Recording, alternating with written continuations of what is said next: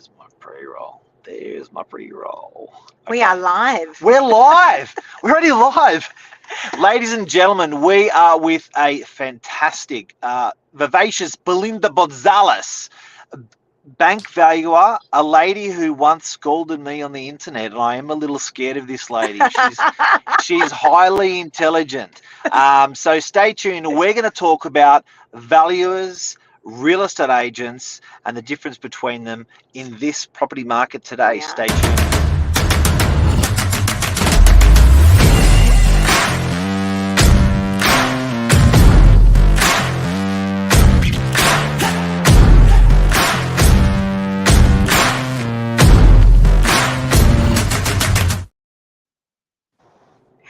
Oh, Belinda, we've been wanting to get you on the show for such a long time. We really have. And Mark's right. We first met, well, kind of, via social media when we had done a segment, or Mark had, I won't throw myself under the bus, on valuations. And then you called us up in, I think it was TikTok. Yeah. She had like 4 million viewers, and I was like, no, she's got an opinion against me. And then I said to Mark, I really like this girl. I love that she's just so authentic and says it how it is. But it's taken us some time to get you on. But you're here now. How are you? I'm well, thanks. How are you guys? Great. Really good. Excited to have you on. This is a big topic at the moment. It really is. Property valuers, valuations. Everyone wants to know what their property's worth. And what the difference is between a valuer and a real estate agent. So over to you, my dear. We're going to let you explain what a valuer is. What does a valuer do? So I think the main difference, Lisa, is a valuer can't sell homes. And I guess technically agents can appraise homes and tell people what the home might sell for, but they technically can't value a home. And a valuer is not just a residential valuer. We can do all sorts of valuations, commercial, rural, industrial. But if we're talking just about residential, typically as a bank valuer, you are instructed by the bank to do a valuation for their purposes. And they really want to know what the house is worth and not so much what it's going to sell for. And I think sometimes that's one of the biggest difference between an agent and a valuer is sometimes the valuer knows, we know it can probably get more at auction or at sale, or we probably hope it does for the sake of the owner, but we just can't justify it without a certain amount of evidence in the market to give to the bank, because the bank want to look at it and say, it's almost, I make a joke about this. It's sometimes if you're going to court and the judge is accusing you of murder, say, and he's like, did you do that? And you're like, no, Your Honor, honestly, take my word for it. I promise you I didn't murder the person. I was at home in bed, but we'll just see how the jury's feeling on the day and they might convict us or not, but I promise you I wasn't there. Or would you go to court with all the evidence and all the supporting documents to prove that you weren't there? So that's a little bit of a difference between maybe a valuer and an agent is, an agent's like, look, maybe it is worth this much, but we were going to try and get a lot more at auction, or we're going to try and push as hard as we can. We're going to play on the emotion. We're going to furnish it. We're going to get it clean, work on a coat of paint, and you're trying to draw that emotion on the purchases. But the valuer is just not concerned about that. They're inspecting it on the day, the current condition, with none of the bells and whistles, the no frills, what's it worth, almost like a worst case scenario in the open market. And that's the valuer's job, is to capture that market value rather than the potential emotional value that it might get on auction day. Great. Okay. So let me ask you this. How do you get your valuations? And I don't know if this is a how long is a piece of string type question, but are you only valuing in specific areas, or can you go anywhere in Sydney, anywhere in New South Wales? What does your catchment look like? So for me personally, at the moment, I'm not doing mortgage valuations because I've recently gone out on my own, Lisa, and the mortgage and Mark, the mortgage insurance on a valuer, the PI insurance is really high. It's through the roof. So I just do tax because I'm a tax agent. Yeah, it's ridiculous. But if you are a mortgage valuer, you've got a very tight run.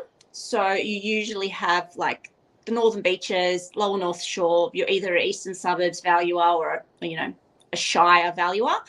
And that's really important because you need to know your sales and you need to know your agents inside out.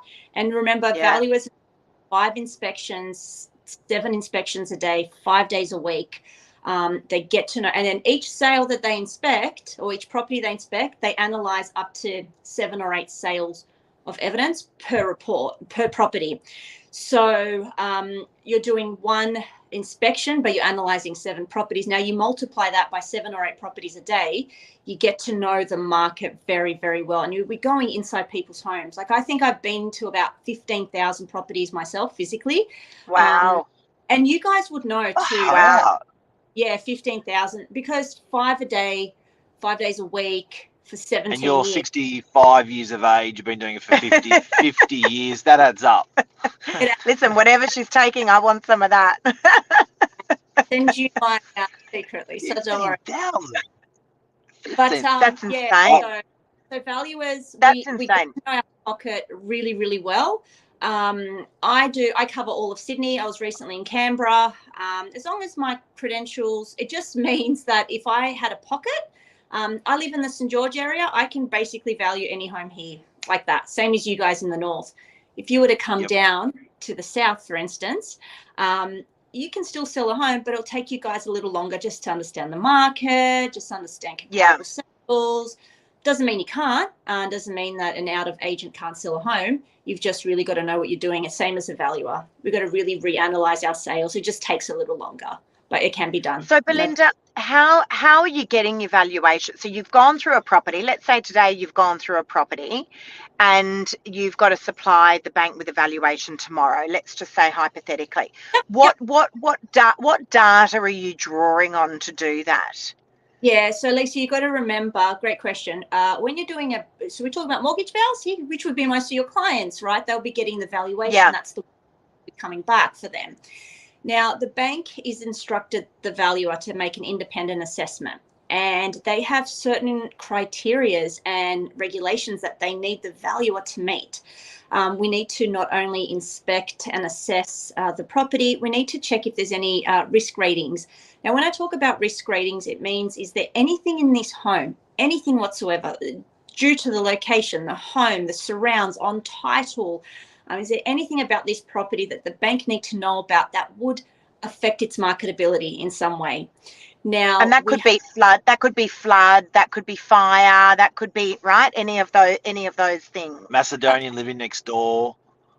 What was that? A Macedonian living next door. Yeah, I do not recommend. 0 out of 10. Serbian.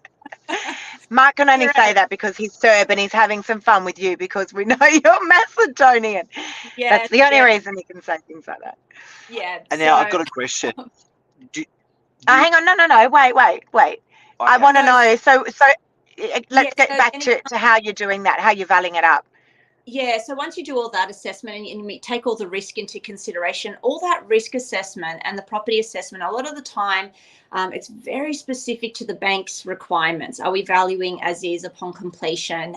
Did we get a copy of the entire contract? We have to analyze the contract. Did we see the title? Is there a covenant on the title? Is there something on the title that's going to affect the valuation? Now, once we do that, we've got to use comparable sales. Now, this is where it gets tricky.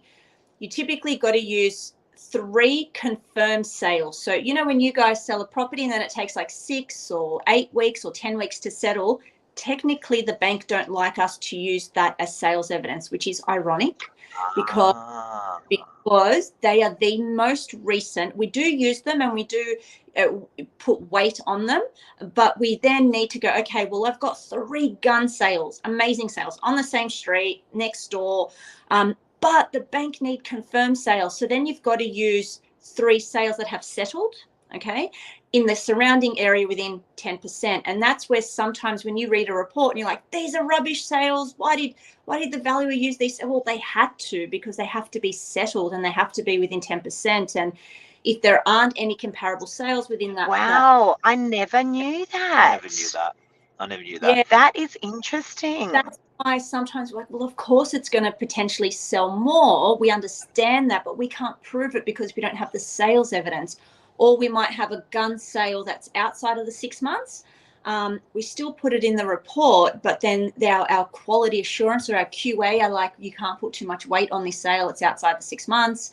It's not close to the sale. And that's where it gets tricky, where you have really unique sales. Lisa, you guys sold that really beautiful apartment that was like, or house that was right on the cliff at Manly. Remember there was a record sale there? Yeah. Yes, 21.5 mil. Huge. Now, as a valuer, you're not going to find sales like that everywhere. So you have to go further afield. You have to go backdate the sales. And if you use sales from a year and a half ago that are comparable, you've got to adjust to the market parameters. And because it's such a high-end sale, it's not going to appeal to everybody. So then you've got to adjust your market parameters, and, you know, because that was perhaps a one-off. Wow. Yeah. So there's a lot more that go into it. But that's well, I did actually. Funny you should bring that up, because I actually did meet the bank valuer at that property, and my words to him were, "Good luck finding comparable sales for this, because it's really hard. You know, it's a house that sat all on its own on that beachfront, or just on top of the beachfront. It's all units all around there, and it was a massive price. It was the highest price paid per square metre ever in that area of Manly." Yeah, I think Mark's got a question. Yes, Mark, he's been so well behaved. Sorry. Intel or IP that the bank will give you in relation to the client that can affect the client. So is the bank telling you how much to value the property at, or is the bank telling you there's a big mortgage or a little mortgage that you're valuing it for? Or like, what's the sort of what's the cheat sheet say for a bank valuer on the deal? Yeah, really good question, because I think I roasted you on this particular thing. So, it's really good that you're asking. That wasn't a roasting. That was a reaming. So, yes, but you said that we were out to screw everyone, so I was like, but great question. But a lot of people think that if you do get refinance versus just going to a brand new bank, you're going to get a different outcome. If you're going to have an LVR, you're going to get a different outcome. So if you are getting a loan from, so if anybody's watching this and they're getting a loan from the bank, you and the bank are clients, and I am a client of the banks. I'm employed independently to do that valuation. I don't have any duty of care or any, reason to have any data. That's confidential and private to the bank. We don't know how much you're borrowing. We don't know if you're LVR. So here's a fun fact. Do you know why banks have LVR? Lenders mortgage insurance. They have lenders mortgage insurance because over 80% they take on a larger risk to lend the money, because it's like, it's getting very close to what it's worth, and the market goes up and down. So if we lend you 100% and the market drops, then you owe more than the value of the house. So we got our security. We don't have money to pay the loan back if you default. Now, when they employ us, and you're in that LVR, so you're paying your LVR and you're borrowing 95%, say, and you default on your rate, and we say it's worth $1 million and it ends up selling for 900, but I valued it for 970 at 97%. Are you following? The bank knock on my door and they say, hello, valuer, you told us it's worth 970. Wow. 900. I'll see you in court. Bring your lawyer. So that's what we have, indemnity insurance. And I have in front of a judge, and I've had my very own reaming and roasting, and it's the worst experience. It was the best thing I'd ever done, Lisa and Mark, because it made me a more thorough valuer. The amount of scrutiny they had through. So that's why sometimes I think there's a little bit of this, knockabout between agents and valuers, because we're like, to an agent, sometimes it's that misconception, like, oh, you guys underquote and nothing happens to you guys, or you over promise to an owner, and there's sort of no repercussions to an agent. They just there to sell the home. Where valuer, we can literally get sued and sit in front of a judge. We have risk management modules. We've got indemnity insurance. our report is legal. It's a legally binding document. Wow. And yeah, so that's why you've got to remember too, if we're coming across a Whoa. little That's service, it's because, okay. That's why. yeah, So because so if the market's going up and down, the temperature of the heart rate of a value is going up and down as well, depending on what the market's doing a little bit, because you've sort of got to see around corners a little bit, I guess. yeah, so it's very much as at today's date. We don't ever Yeah. assume doing whatever, but that's why it's so important that we use evidence to support that. Whereas we like, oh, I can probably sell more, but I'm not prepared to stick my neck out for a $200 or $300 report, and that's the reality of it. Right.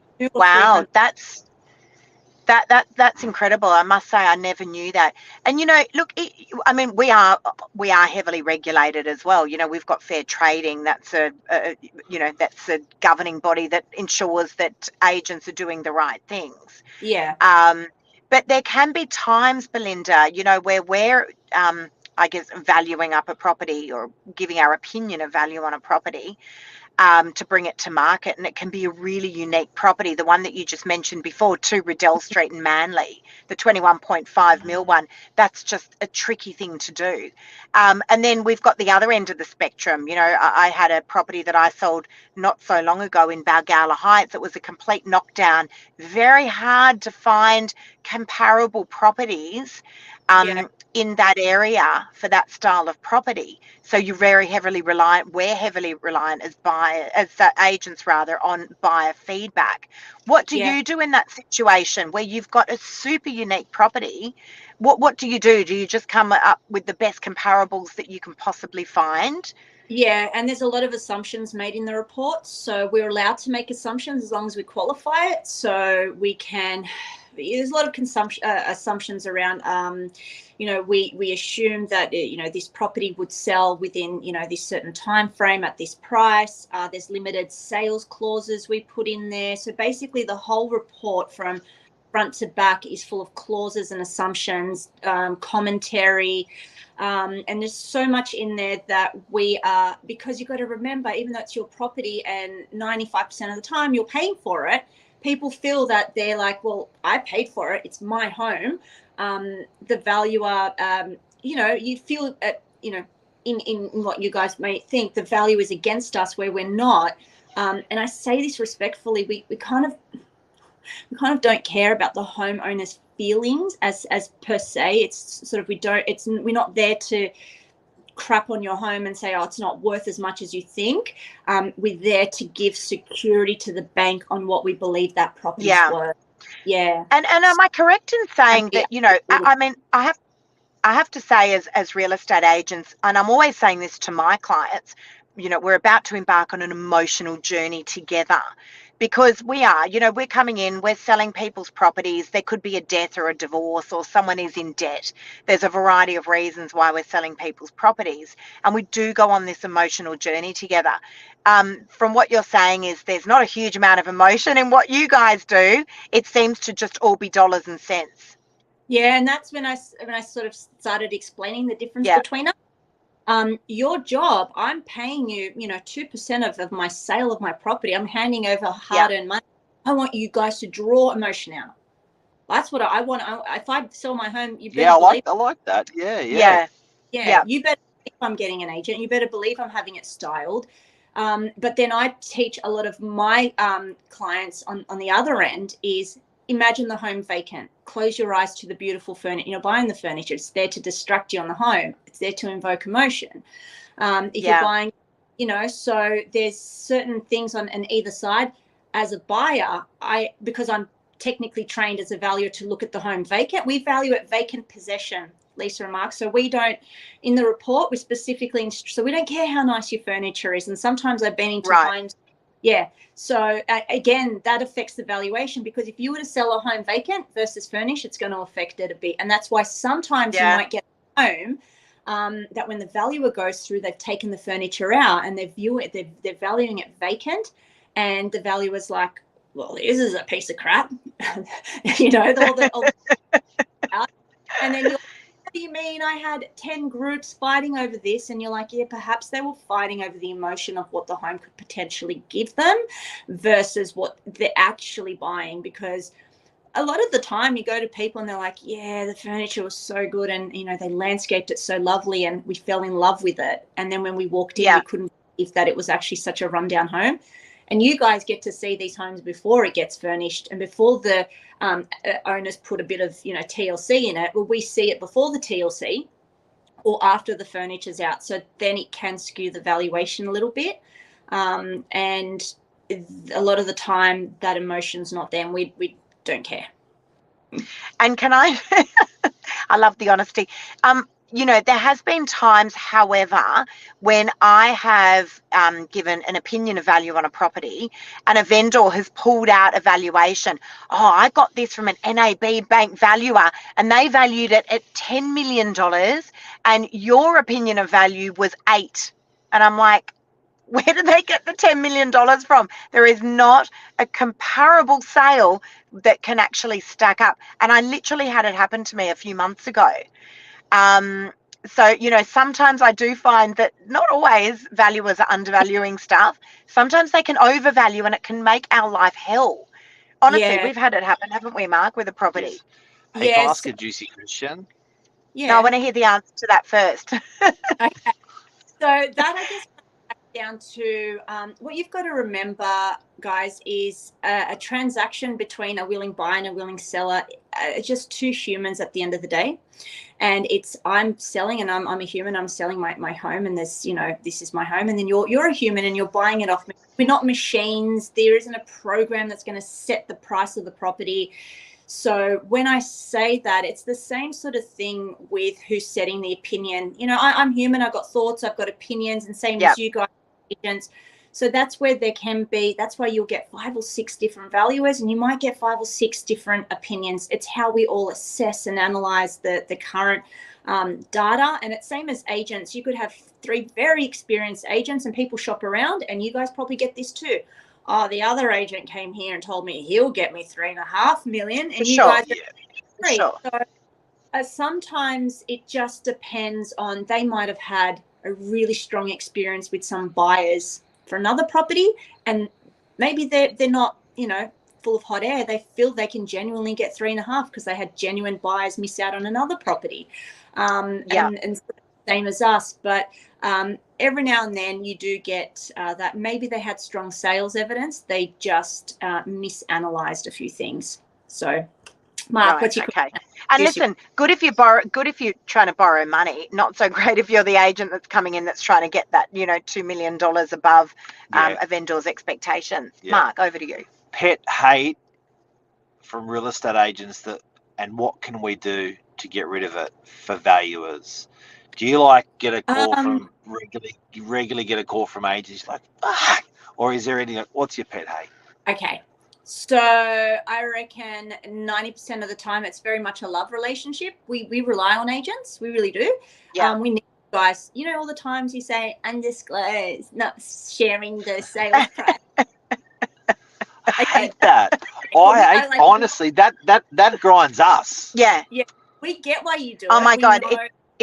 We don't like to do it. No, I have to say 95% of the time I will make sure that there is a sold price online. So much better. Honestly, $21.5 million sale. You would think that the vendor and the purchaser would have wanted that property price undisclosed. Is it the conversations that the real estate agent is having with the client, or are they going, we're not going to disclose it? It drives us, and that makes our jobs harder as well. And it must annoy the people. It really must. We educate the buyer and the seller to say, look, you can't, who cares? The data's going to be out there within days anyway. Very rare that I'll do that. Yep. So that's one pet hate. And another one, honestly, I'll be honest with you, sometimes we are like, when we go out on site, the agent will send the junior or just someone to show us through, and we think, come on, we got paid $300 for this. You probably got paid 30 grand to sell the property. Just meet us on site, because sometimes we have some questions and we just think, sort of show us the receipt, turn up on site and just have a chat. Wow. I like that. They're like, look, you need us to get the fine. And sometimes sometimes we do a lot of the analysis before we get to the property, and there are times when I'm like, wow, that was a strong price. I might have some questions for the agent, and sometimes it could be as much as was there a lot of interest at auction? We might be asking you some questions in a roundabout way to try and engage exactly how much interest was in the property. What was the next price offer? Just a chat, right? What else is selling? Maybe you sold some stuff. Maybe there's some stuff coming onto the market that would be comparable to this. Maybe you can shed some. So, and then when they don't show up, and then there's the junior, we're like, come on, we are in this together. We're doing this for the client, so they can get their finance. That's interesting.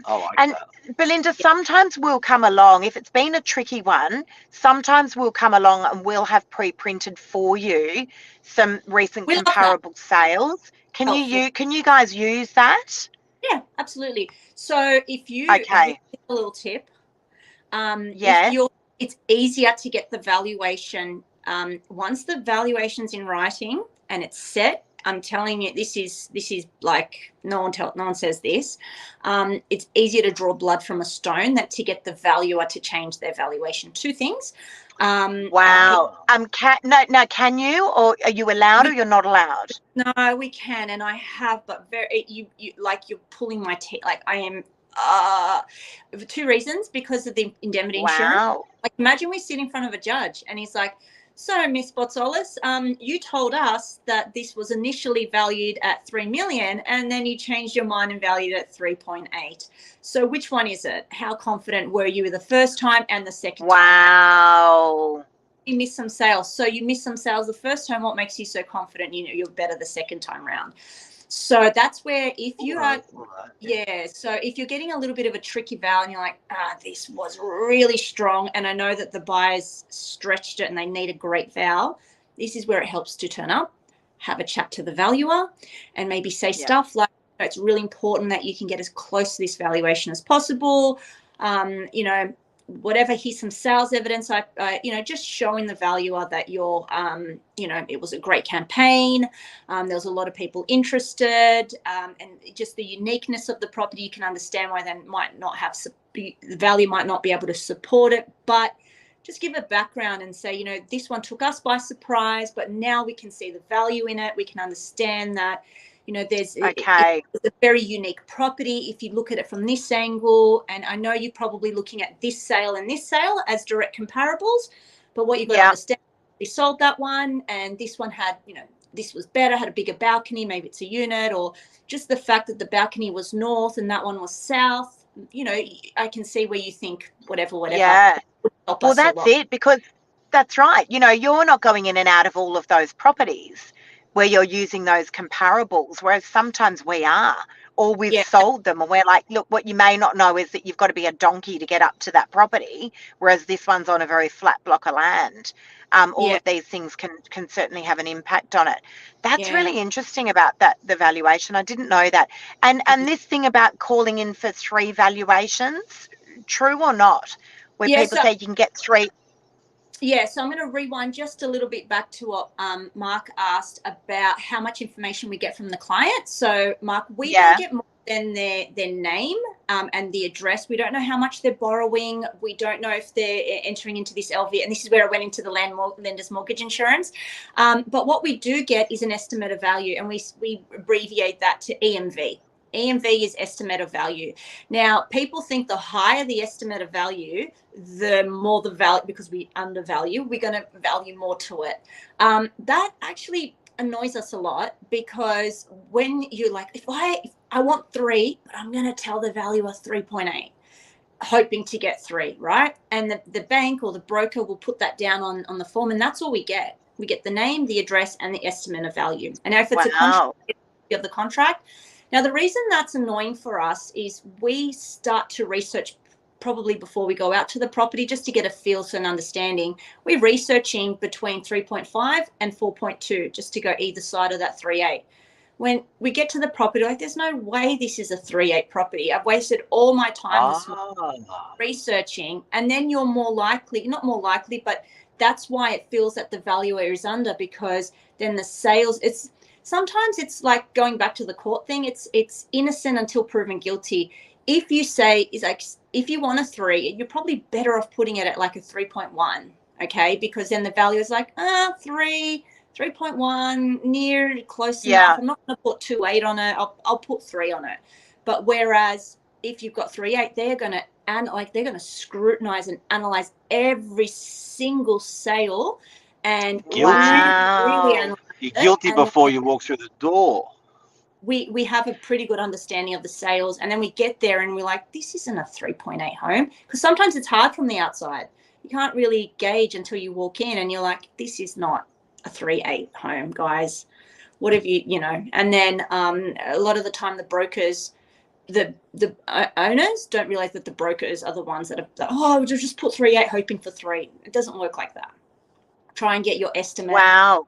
So if you guys are refinancing or you're getting your clients to refinance, if they want 3, there's plenty of times when it's 3 and we're like, it's probably 3.2. We're not going to undervalue it because you put 3 on it. It's just that we never overvalue it because you put more on your estimate. So that's where sometimes very interesting. Yeah. So and tell me, Belinda, how long's the valuation good for? 3 months. It's good for 3 months. Yeah, and that's why a lot of the time when you have your pre-approval, it's only for 3 months because it's subject to the valuation. Very good. Wow, this is unbelievable. She's really smart. She's really smart. No, honestly, we could talk all night about this. This is a wonderful, wonderful topic. And there you go. We've been in real estate a really long time and didn't know a lot of this stuff. It's just great. And also, wait till we get into like leasehold and acquisitions and easements and, retail and industrial. If the government puts a highway through your land, then that's a whole different kettle of fish. So there's so much. Wow. We value, how deep under the ground do you own? How deep, how far above the sky do you own? If you have a DHA property and there's a lease registered, and then you have a property and there's no lease, all sorts of stuff. Fun. This is super, super interesting stuff. We're definitely going to have to get you back on here again, Belinda. We will, without a doubt. Very, very intelligent Macedonian lady. If you were buying a property investment with all of your knowledge, tax, investment, I love valuation, this question. I know where it's going. Where would you buy and why? Okay, what's my budget though? 700 grand. In Sydney? Call it a mil. Call it $1 million. Call it $1 million. $1 million in Sydney. You can't really. I would $1 million home. I like south. I think there's still a lot of value south. I think the best quality home you can afford is close to the coast as you possibly can. Household unit, no problems, whatever. $1 million. Yeah, probably a house somewhere down south that needs a renovation, a really good uplift, as close to the coast as possible, or a townhouse or a unit. Yeah, I love a townhouse. South Sydney pocket. So South from Sydney Nauru pocket. Okay. down to Perouse, there's a really good buying around there, and I've seen some pockets around in there. Up north, I think units are still good. So, guys, buying. anyone looking to sell around there, you can just reach out to me because we're going to buy for you. Yeah. Look, you know what? I've been valuing in Sydney. This is coming on to 17, 18 years. Wow. And, I was valuing and I was like, there's no way Sydney's going to go more expensive. It's cooked. Sydney's cooked.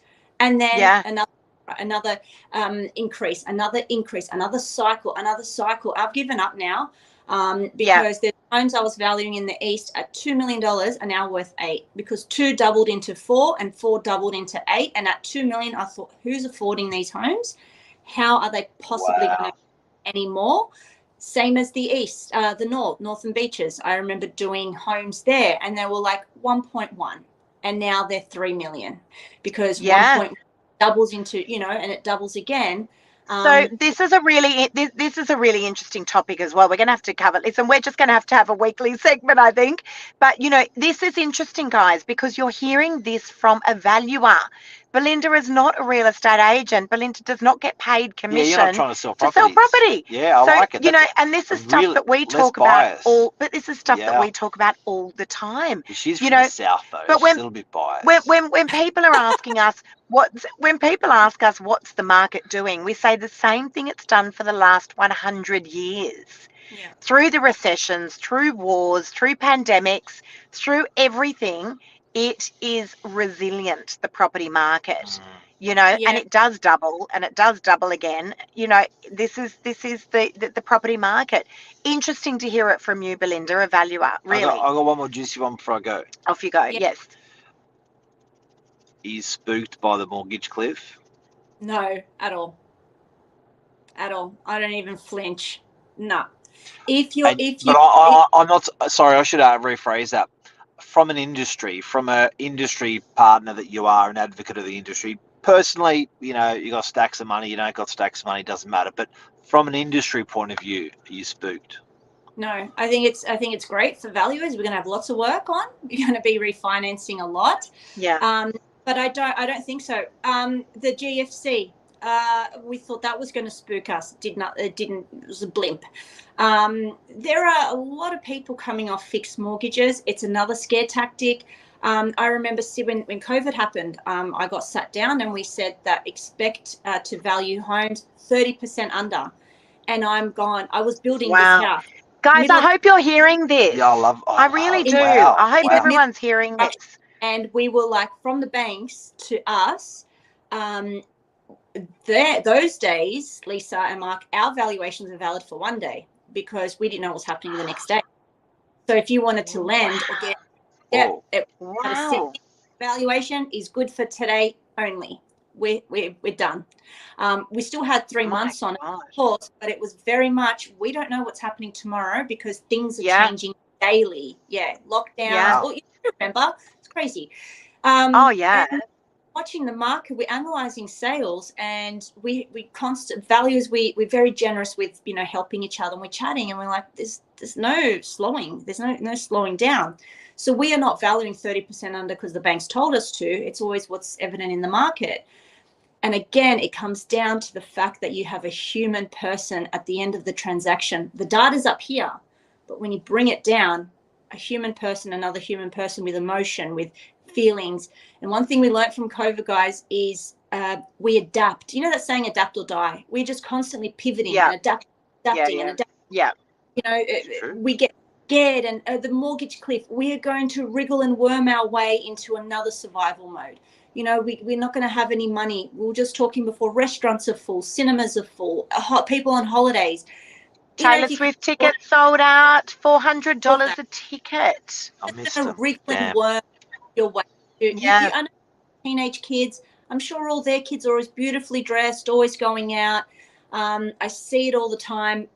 We're going to just wriggle our way into survival mode because we're humans and that's what we do. And then we set the market. That market becomes data. That data becomes a statistic. That statistic becomes graph. That graph becomes somebody's Facebook post, right? But at the beginning of that, it's always a human transaction. And as humans, that's why the market doesn't crash, because we just worm and figure out ways to get things done. But Belinda, this is what I keep saying to, a lot of the buyers, because, there's half the buyers come into the open homes and they want to buy. The other half are playing the waiting game, and they've been playing the waiting game for over a year. It's like, we're going to wait because of the pandemic. We're going to wait because people are going to have to sell. Now, I transacted a lot of property on the Northern Beaches. I'm not seeing it at all. Mark and I were talking about it this morning. I'm like, most of the investors are owning 1 and 2 bedroom apartments. Where are they all? I actually went on today in DY, which is, there's an enormous amount of apartments in DY. I was looking at some comps actually for a listing I'm trying to sign up. And I'm looking and I'm like, where the hell's all the apartments? you know, we would be seeing an influx of stock, not today, but already from months and months ago. There's not like a date in everyone's diary where they're all going to launch to market all at the one time because everyone fell off a cliff. Right. That's right. It just doesn't work that way. No. So, you know, and I think stock levels are still going to remain quite low. I don't think we're going to see a massive influx No. at all. And FYI, the last thing people are doing is selling off their home or their property. They're going to sell caravans and jet skis and not buy Taylor Swift tickets before they're going to go and sell, you know, these very, very expensive, lucrative assets. I'm not going to sell the caravan. Mark wouldn't sell his caravan. Innovating. That's why the construction industry is the way it is. So so many of my clients, because I help them understand how to add value, is how I want to stay in my home. I want to renovate it for a certain amount. Am I going to add value? Should I stay or should I leave? And then when I break it down to them and I say, once you do your stamp duty, once you do your agent and, you know, your conveyance of fees and blah, blah, blah, what are you actually left with? You're better off staying and investing in your home to get what you want out of it. So that's what people are doing. They're staying put for the time being. Whereas before, you guys know, it was just like, oh, I'll just sell it, buy something else. Now they don't. What are you going to buy? There's nothing really up there, you know, on the market. Well, there's not much, and financing's hard, and then, you know, valuations are not coming in low. But listen, we could talk to you all night. Seriously, if you would come back, we would definitely love to have you back on the show. And you know, the value that you have added has been phenomenal. You taught us a lot tonight as well. So thank you so much. Honestly, we could talk to you all night, Belinda. You're an absolute pleasure. And weapon. You're a wealth of information. Absolute wealth of information. Yeah. You truly are. Yeah, imagine if I wasn't on the show, you would have gone for 39 minutes. We let you get a couple of questions in. He's lucky tonight. We let him say something. We let him say something. Two very sharp ladies. Well done. Thank you. Thank you so much, Belinda. We really appreciate it. And listen, can we help you in your business? Well, so how can people get in touch with you and what do you do? Honestly, if you Google my name, everything comes up. So my business is Add Valuer. I obviously do valuations and tax depreciation schedules, and I help you not overcapitalize on your home. So if you're wanting to do a renovation, and you just bought a home from Lisa and Mark, and you want to renovate it, and you don't want to, you've got a very small budget, but you want to add the most amount of value, that's where I help. Love that. So clever. And Belinda's all over social media. She does an enormous amount on TikTok. And congratulations to you, seriously. Thank you so much for coming on tonight. A lot of respect for women that, you know, especially in property game, that put themselves out there. And guys a lot. You just, you're doing a great job as well. Thank you. Really appreciate it. Thanks, Belinda. Thanks, Belinda. See you guys. See everyone. Hope we helped. Hope you helped. Bye. Bye.